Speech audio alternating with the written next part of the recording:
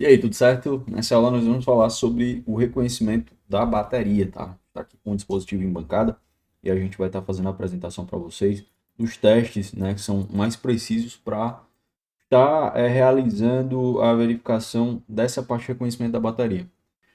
No caso aqui da nossa bateria, nós temos o que nós chamamos de célula, tá? É a parte onde a gente tem o acumulador de energia produzido por lítio, né? Bateria de lítio, é isso? Baterias de íons de lítio, tá? Na nossa bateria, nós temos aqui o BMU, que é a unidade de gerenciamento de bateria, né? Algumas pessoas chamam de BMS, que basicamente é essa plaquinha aqui da bateria. Nessa plaquinha aqui da bateria, nós temos o número de série, nós temos um sistema de controle de carregamento de bateria, sistemas de proteção, sistema de gerenciamento de temperatura, né, de monitoramento de temperatura. Então, tudo isso fica nesse BMU aqui da bateria, tá? Na nossa bateria, né, aqui no caso do iPhone 14, nós temos um total de 5 terminais, 6 terminais, né, para ser mais exato. Nós temos o positivo da bateria, negativo da bateria. Nós temos duas malhas de comunicação I2C, né? A gente utiliza comunicação I2C aqui no caso para reconhecimento, para monitoramento de temperatura, para troca de informação, né? É esse o protocolo de comunicação usado. E nós temos duas malhas analógicas, né? Que são malhas de monitoramento também, mas monitoramento analógico para verificar ali a tensão da bateria, a corrente da bateria e afins. Beleza? Isso a gente vai estar mostrando agora no esquema elétrico. Aqui no esquema elétrico, já está com o bitmap do iPhone 14 Pro aberto. E nós temos aqui o FPC da bateria, J10400. No J10400 nós temos aqui os terminais. Sabemos que os terminais de coloração cinza são terminais conectados ao terra e os demais terminais de coloração amarela são terminais aí que tanto vão ter malhas de alimentação quanto vão ter malhas de comunicação, referência e afins. Se nós clicarmos duas vezes e clicarmos aqui para abrir o esquema elétrico do FPC da bateria, nós teremos aqui, como se pode observar, a representação gráfica, né, por meio de desenho técnico, o FPC da bateria e suas conexões. Nós temos aqui conexões 9, 12, 10, 7, 11 e 8. 6 também conectados ao terra, né? Então, basicamente, aqui seria o terminal negativo, os terminais negativos do FPC da bateria. E aqui, pessoal, nós temos os terminais de alimentação aqui, ó, positiva, PP bate VCC, tá? PP bate VCC conectado aqui ao terminal número 5 seria o terminal positivo da bateria. Tudo que é conectado aqui nesse símbolo estará conectado ao terra. Nós teremos aqui essas duas malhas I2C2 SMC Charger by GGSDA e SCL, que são malhas de comunicação I2C, o protocolo de comunicação I2C, barramento I2C, onde nós temos as vias SDA e SL, Serial Data, Serial Clock, é por meio dessas duas malhas aqui que é possível trocar informações com a bateria e dessa forma saber a vida útil, temperatura, ciclos de carga, fabricante, data de fabricação e afins. E aqui nós temos as malhas analógico bate VCL POS e analógico bate VCL NEG, né? Que basicamente ali seriam malhas de referência, né? Sobre tensão e corrente que circulam aí pela bateria, ok? Então, fundamentalmente, a gente vai ter essas malhas. O reconhecimento da bateria ela é feito a partir das malhas I2C, tá? A partir de I2C SDA e I2C SCL, né? São os dois barramentos aí de comunicação da bateria e de reconhecimento da bateria, beleza? Quando é que nós temos um sintoma que está relacionado ao não reconhecimento da bateria? Nós temos sintomas de não reconhecimento de bateria quando o dispositivo não consegue identificar ali a vida útil, quando o dispositivo fica ali travado em 0% restante, quando o dispositivo não carrega, né? Então a gente tem relação ali ao não reconhecimento da bateria. Quais são os testes que nós podemos fazer? Testes simples, básicos. O primeiro teste é estar verificando lá em configurações, né? Eu ligo o dispositivo, esse dispositivo não está ligado, mas eu ligo o dispositivo, vou lá em ajustes, vou lá em bateria e vejo lá a vida útil da bateria. Se não tiver informação, então significa que não estou conseguindo ler a bateria. Obviamente, eu preciso que a bateria do dispositivo esteja conectada para que seja feita a leitura. Nesse caso aqui, nós estamos com a fonte conectada, a fonte, né, quem está fazendo a alimentação do dispositivo, ou seja, nessa situação, nesse caso, obviamente não é possível fazer a leitura da bateria, já que não existe bateria aqui, nós temos apenas uma fonte bancada fazendo a alimentação do dispositivo. Então é fundamental, é necessário que uma bateria esteja conectada fisicamente à placa do dispositivo, esteja alimentando o dispositivo para que seja feito esse reconhecimento. No caso de a gente ter um dispositivo que está ali com a bateria perfeitamente conectada e ainda assim o dispositivo não consegue reconhecer essa bateria, aí sim nós temos uma falha de reconhecimento. A falha tradicional de reconhecimento de bateria, ela é ocasionada devido à abertura, né, anormal aqui dos terminais da bateria. Nós temos aí, como eu falei, um total de 6 terminais, e terminal positivo e terminal negativo, e nós temos aqui os terminais de reconhecimento de bateria, né? Os terminais I2C, da comunicação I2C SMC. SMC significa System Managed Charge, né? Que é justamente ali o bloco, o barramento I2C, a parte, né, do conjunto ali de barramentos I2C que fazem reconhecimento do sistema de gerenciamento de carga do dispositivo. Então, aqui nós temos SMC, SD, SL e SDA, Serial Clock, Serial Data. Aqui à esquerda nós já teremos ali os terminais analógicos, tá? No caso, quando nós estamos falando de reconhecimento de bateria, então nós estaremos citando os terminais I2C, SMC, SL e SDA. Muitas vezes, né, não é incomum, nós temos falha por reconhecimento de bateria relacionado aqui aos terminais muito abertos. Então, se recomenda, né, que se utilize uma ferramenta que não seja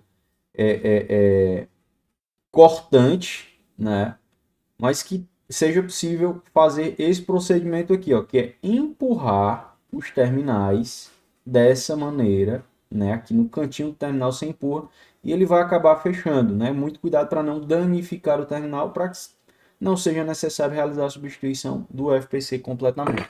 Nesse caso, a gente tem uma falha que nós chamamos de falha mecânica, uma falha onde não há contato, né, do BMU da bateria com ali o FPC, e dessa forma há a desconexão, há a falta de informação, de envio ou sincronismo de dados por meio da comunicação I2C. Porém, além desse tipo de falha, né, além de uma falha mecânica, uma falha no FPC, o FPC ali que estaria muito aberto, né, fazendo com que haja mau contato na bateria, nós podemos também ter uma falha elétrica, né, uma falha ocasionada por um componente danificado, por um componente em fuga, né, por um componente em curto. E esse tipo de falha, né, ele em algumas situações já exige uma medição para que seja possível ter o diagnóstico correto. Então, o que nós vamos fazer aqui? Vamos desconectar aqui a tela do dispositivo para que não haja, né, possibilidade de dano na tela do dispositivo. E eu vou repassar aqui para vocês os testes adequados, né, para fazer o diagnóstico aí de falha de reconhecimento de bateria, seja uma falha por desconexão de componentes, seja uma falha por uma falha elétrica, né, um componente em curto, um componente com fuga, um componente danificado e afins. Então a gente vai estar demonstrando aqui desde o teste mais simples quanto o teste mais preciso, que é utilizando o nosso osciloscópio. Então, utilizando aqui a nossa ferramenta mais simples, que no caso aqui é o nosso multímetro, nós vamos selecionar a escala de diodo. Com a escala de diodo selecionada, é possível estar realizando a condição reversa. A condição reversa é uma técnica que nós utilizamos para comparação, né, para comparar os valores de uma placa boa com uma placa ruim. Nesse caso aqui, nós vamos fazer a condução reversa aqui desses dois terminais referentes a I2C, tá? Então, observe que aqui nós temos uma carga de tensão de 445 e aqui nós temos uma carga de tensão de 573. Para determinarmos se essa queda de tensão está correta ou não, é necessário utilizarmos aqui o esquema elétrico, nosso software de apoio, e observe aqui que nós temos uma queda de tensão de 433 e 533. Vamos medir novamente, né, para que seja feita aí a comparação correta. Então, aqui em cima nós temos uma queda de tensão de 445, respeitando aí a sua tolerância da condição reversa. Então, essa queda de tensão aqui está normal. Desse lado aqui, podemos fazer a medição também. Temos aí 573, considerando a tolerância, nós podemos deduzir, nós podemos concluir que nós temos uma queda de tensão normal. Então, o primeiro teste que a gente faz é a condução reversa. O que a condução reversa ela vai descartar? A condução reversa vai descartar a possibilidade de curto. Se eu tiver um curto aí nessa malha, vai dar zero, né? Vai estar aterrado. Então, um curto e um componente vai aterrar a malha, ocasionando aí o mau funcionamento da comunicação I2C, do barramento das vias SDA ou SL. Dessa forma, não vai ser possível fazer o reconhecimento da bateria. Então, o dispositivo não irá reconhecer a bateria. Então, a primeira possibilidade aí que a nossa condução reversa vai descartar é um curto. Além do curto, o que a condução reversa pode descartar? Desconexão de um componente, desconexão ali de um filtro que poderia estar em série, desconexão de um MOSFET que poderia fazer parte ali do circuito, né, chaveando a malha. Podemos ali determinar ali uma possível desconexão de um circuito integrado, né, que funcionaria ali como conversor de nível. Então, a condução reversa, além de ela identificar a possibilidade de um curto, né, na malha, de uma malha aterrada, também vai ser possível identificar uma desconexão na malha, né, uma malha OL. Então, quando eu tenho zero, significa que eu tenho um componente aterrando a malha, e quando eu tenho OL, significa que a malha está interrompida em algum momento, ela está aberta, né? Não foi possível medir condução reversa, já que a malha está aberta, por isso que dá OL. OL não significa open line, OL significa overload, que é fim de leitura, né? Que se relaciona ao open line, porque quando a gente tem OL, nós temos ali uma linha normalmente aberta, uma malha normalmente aberta.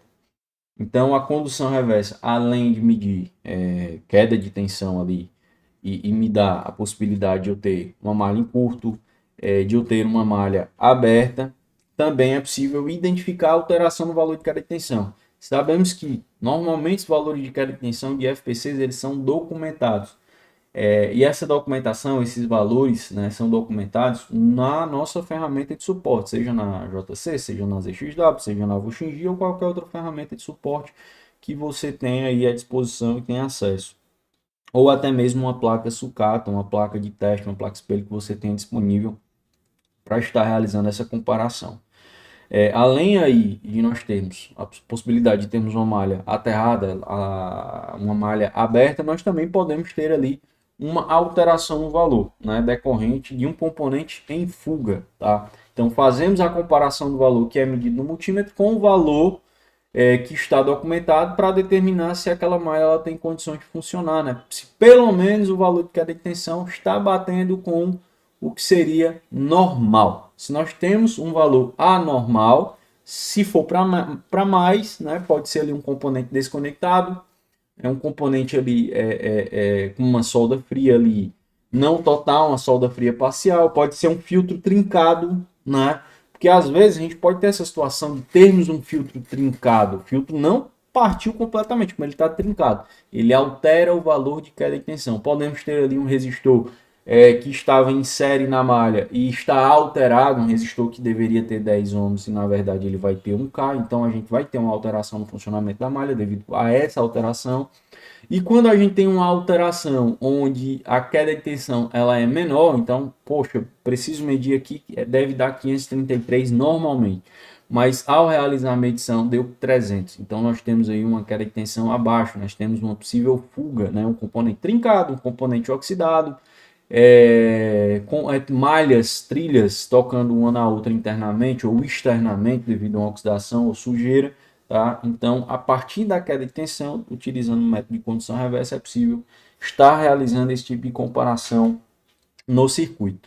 Além de a gente fazer a comparação por meio do critério de condução reversa, qual outro teste eu posso fazer? O outro teste que eu posso fazer é o teste da tensão. E por que eu faço o teste da tensão em malhas que utilizam o protocolo de comunicação I2C? Nós utilizamos esse método de medição de tensão porque nessas malhas onde a gente utiliza o protocolo de comunicação I2C, nós temos resistores de pull-ups. Resistores de pull-ups são resistores que estarão conectados na malha, né, seja em SDA ou SL, né, sempre nós teremos essa característica na comunicação em 2C, nós teremos esses resistores de pull-up.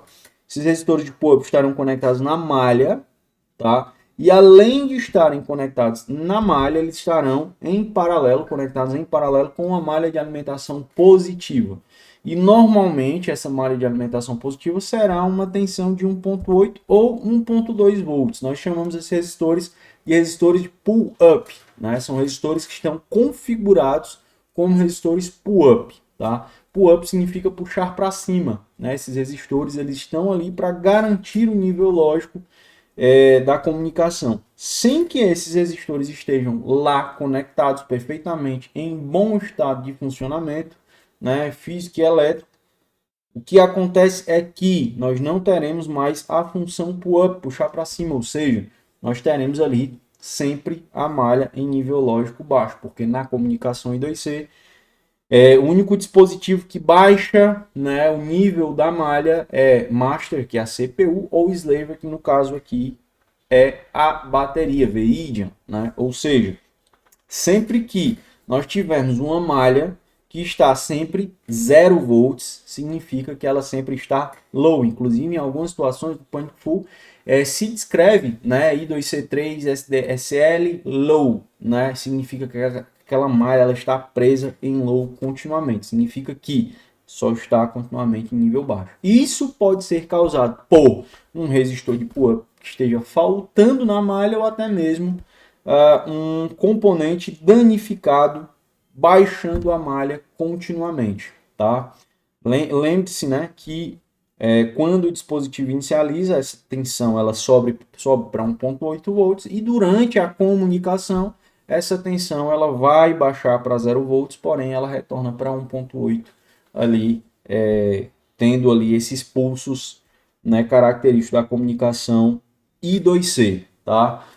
Então, um dos testes que nós podemos fazer é garantir que nós temos tensão no nível lógico, né? Tensão de nível lógico na malha, tá? Nesse caso aqui, o que é necessário que a gente faça?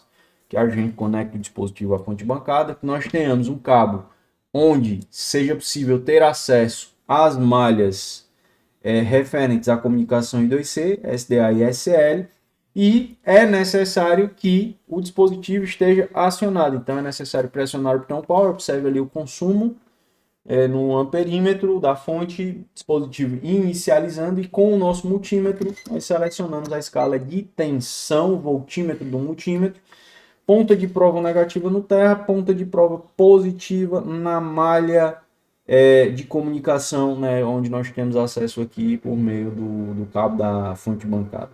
Então, observe que nós temos uma tensão de 1.8 volts. É comum que essa tensão ela oscile, tá? Ali nós já temos uma tensão de 1.5 e em SCL, que é SL, 1.8. Em SDA nós temos uma tensão aí que ela é variável devido à característica da comunicação e devido à característica da malha. Então, pelo fato de nós estarmos medindo aqui SDA, nós teremos ali uma tensão, né? E em SCL nós teremos outra tensão. Isso é normal.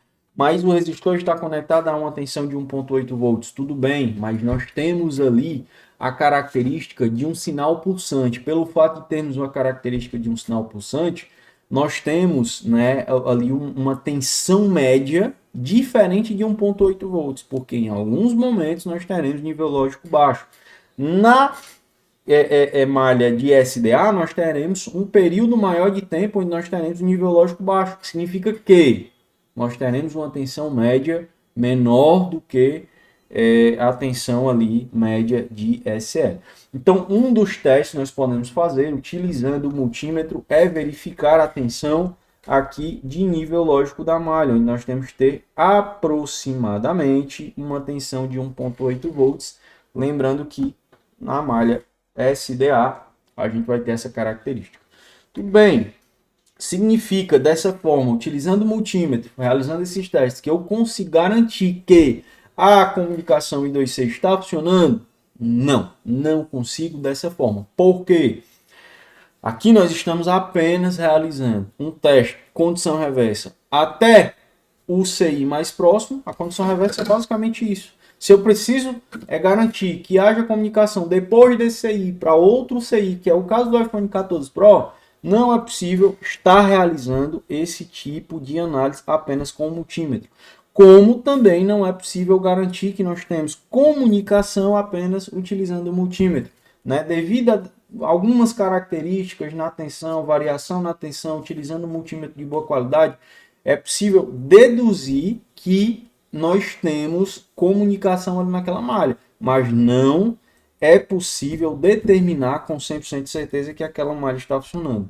Só é possível determinar com 100% de certeza que aquela malha está funcionando utilizando o osciloscópio, porque por meio do osciloscópio é possível verificar graficamente a comunicação I2C. E lembre-se, nós não estamos testando a comunicação I2C, porque a comunicação I2C ela não se testa, nós estamos observando a sua atividade. E a partir da observação dessa atividade é possível determinar se nós temos ou não funcionamento ali daquele barramento I2C em questão e determinar se nós temos o bom funcionamento desse protocolo de comunicação. Nesse caso, nós vamos fazer a demonstração aqui para vocês de como está realizando essa verificação, essa visualização do protocolo de comunicação I2C usando o osciloscópio, tá? Então, o que a gente vai precisar? Também do cabo, vamos precisar da nossa ponta de prova e vamos passar aqui os parâmetros necessários para que você possa configurar aí na sua bancada o osciloscópio, né, tensão de divisão, tempo por divisão, né, e também os parâmetros de disparo mais simples possível para que você possa estar realizando aí a medição, a verificação, né, a observação da atividade da comunicação I2C aí com o seu osciloscópio, seja de qual marca ele for, ok? A primeira coisa que eu vou estar fazendo aqui é copiando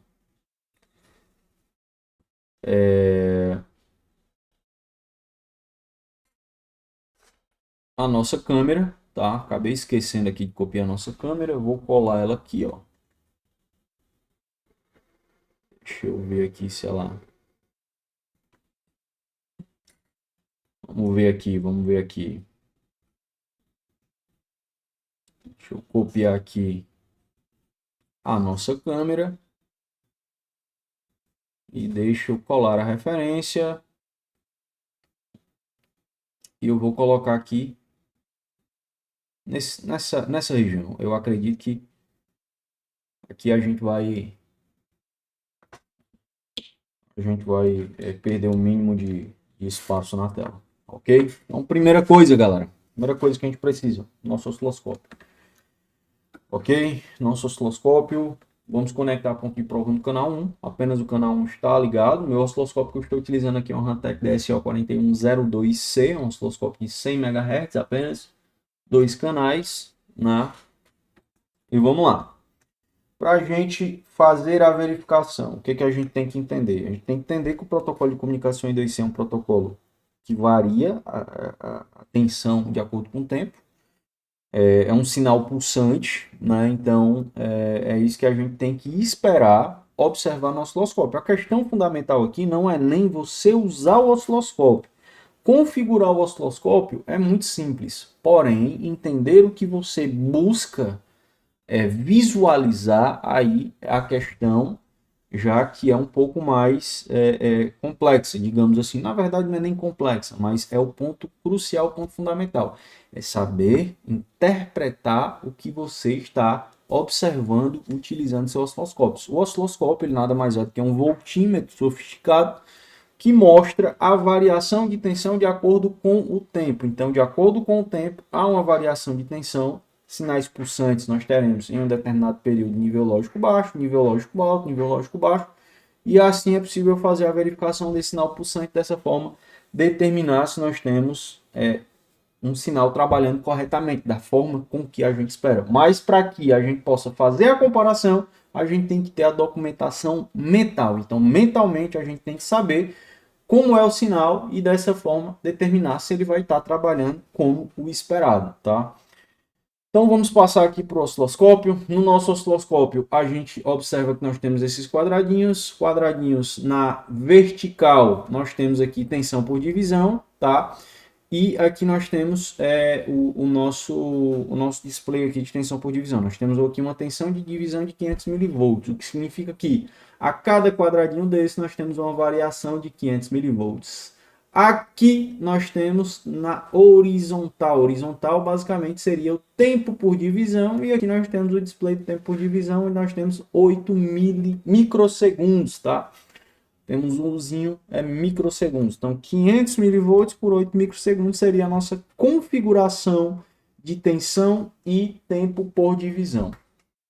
Vou clicar aqui no menu Trigger e no menu Trigger observe que nós temos aqui as características do sinal. Nós temos aqui o tipo, que basicamente vai ser edge, né, curva, digamos assim.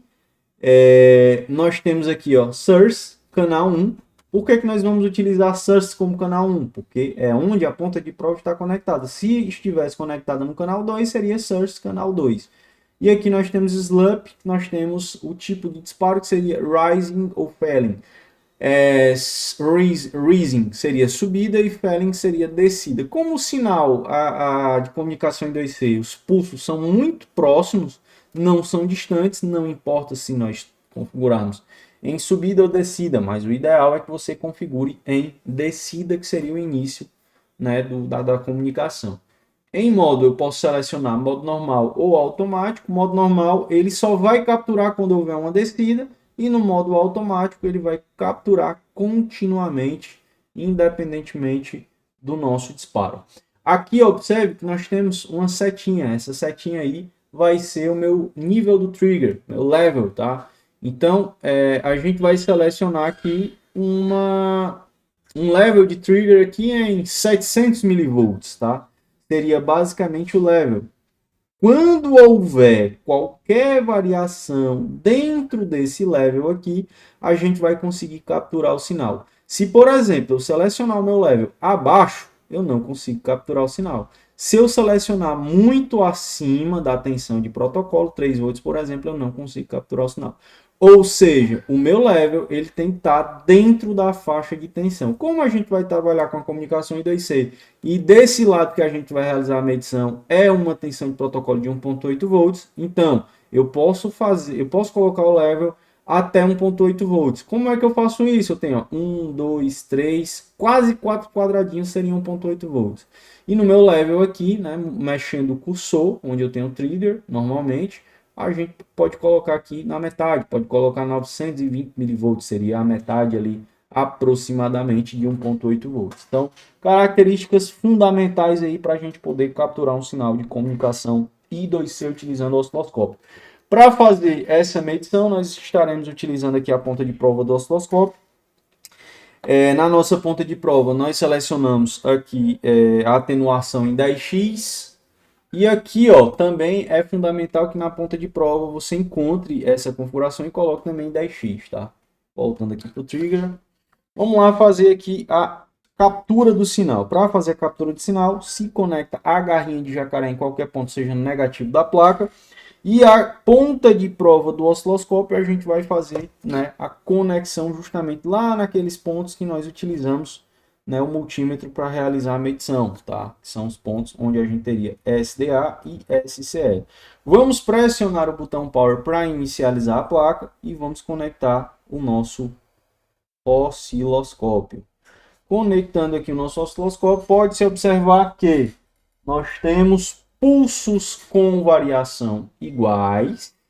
Observe, ó, são pulsos iguais, sem variação. Então, nesse caso aqui, nós podemos concluir que nós temos uma malha de clock. Nós estamos aqui fazendo a medição na malha de clock, da comunicação em 2C da bateria.